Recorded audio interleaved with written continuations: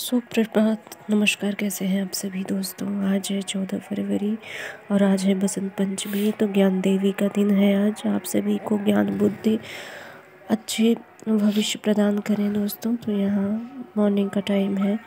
सबसे पहले हुई है माता रानी की पूजा, मतलब सरस्वती माँ जी की।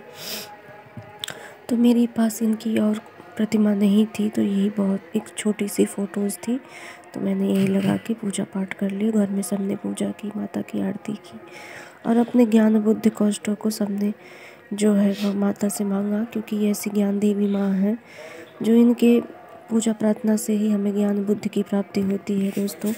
बिना इनके जीवन नहीं चल सकता।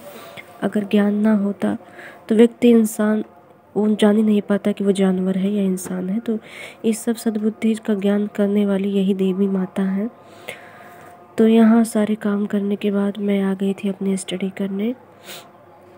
तो 2-3 दिन पढ़ाई लिखाई नहीं हुई थी दोस्तों। मैं बहुत कोशिश करती हूँ, लेकिन बीच बीच में मेरी स्टडी छूट जाती है और पीछे कुछ आवाज़ें आ रही होंगी। कुछ लोगों के यहाँ रामायण और भागवत हो रहा है, तो इस वजह से जो है आवाज़ें बहुत आ रही होंगी, तो उसे माइंड मत करिएगा। मेरी आवाज़ पे आप लोग माइंड करिएगा। तो यहाँ जो है मैं पढ़ रही थी जीएस का पैटर्न। तो आज जो है इसमें एलुसेंट की है और ये काफ़ी दिन पहले मैंने ख़रीदी थी, मतलब कि तब मुझे इतनी नॉलेज नहीं थी कि जीएसबी का इतना बड़ा पैटर्न आता है। तो जो है उस टाइम थोड़ा बहुत पढ़ाई लिखाई की थी इस पे। उस पे बाद मैंने और कामों में लग गई, मतलब और मुझे स्टडी करनी थी।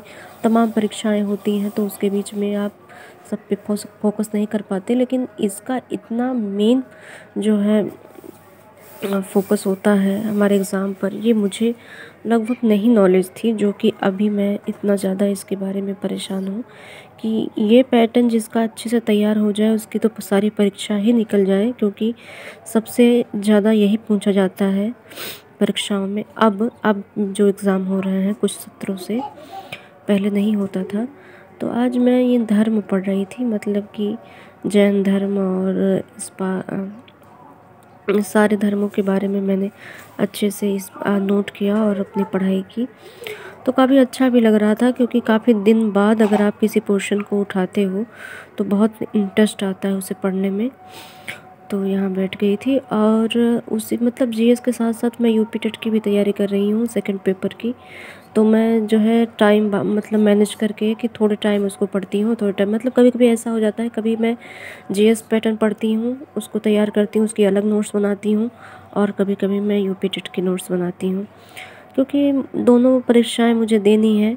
अब सीटेट वगैरह से तो मेरा इंटरेस्ट उतरा जा रहा है, क्योंकि सीटेट मैंने कई बार दिया और पता नहीं, जो कि बहुत हार्ड परीक्षा भी नहीं है, सारे पोर्शन भी मुझे समझ में आते हैं, बट पता नहीं मेरी किस्मत साथ नहीं दे रही है या क्या खुदा को मंजूर है, मुझे समझ नहीं आ रहा है।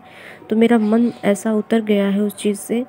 हाँ, अगर एग्ज़ाम दिया है, सिलेक्शन हो जाता है तो बहुत अच्छी बात है, और नहीं तो मैं आने वाली जो एग्ज़ाम है उनकी तैयारी करूँगी। तो यही सब सोच के कुछ अच्छा करना सोचती हूँ, लेकिन ज़िंदगी में पता नहीं कितनी मुसीबतें आई हैं जो मेरा साथ छोड़े जा रही हैं। मुझे मतलब हौसला मेरा बढ़ने ही नहीं दे रही है, तो समझ नहीं आ रहा था कुछ भी। लेकिन इस टाइम मैंने सब छोड़ छाड़ के सिर्फ यही कोशिश की है कि मैं जो आगामी एग्ज़ाम आने वाले हैं उन सब की प्रिपरेशन करूं। बाकी सब पे ध्यान नहीं दूंगी, क्योंकि जितना भी मैं सोचती हूँ उतना मैं कर नहीं पाती। तो बहुत ज़्यादा सोच के मैं क्या ही करूँगी, इसलिए मैं जो है जो मुझसे हो रहा है मैं वही कर रही हूँ इस टाइम। तो यहाँ देखिए भतीजी आ गई थी और फिर से कुछ काम मुझे आ गया था जो मुझे उठना पड़ा। तो यहाँ देखिए मैंने यहाँ जो पढ़ाई की, मैंने आज ये सब पूरा नोट कर लिया था। ईसाई धर्म और इस्लाम धर्म में इसके संस्थापक कौन हैं और जो है प्रमुख जो ग्रंथ हैं, ये सब के बारे में सारी चीज़ें मैंने नोट कर ली थी और काफ़ी अच्छी नोट्स भी बन गई थी मेरी। तो बहुत दिन बाद ये सब चीज़ें पढ़ा था, लेकिन मुझे समझ भी बहुत आ रहा था, मन भी लग रहा था, लेकिन वही ना बीच बीच में कोई ना कोई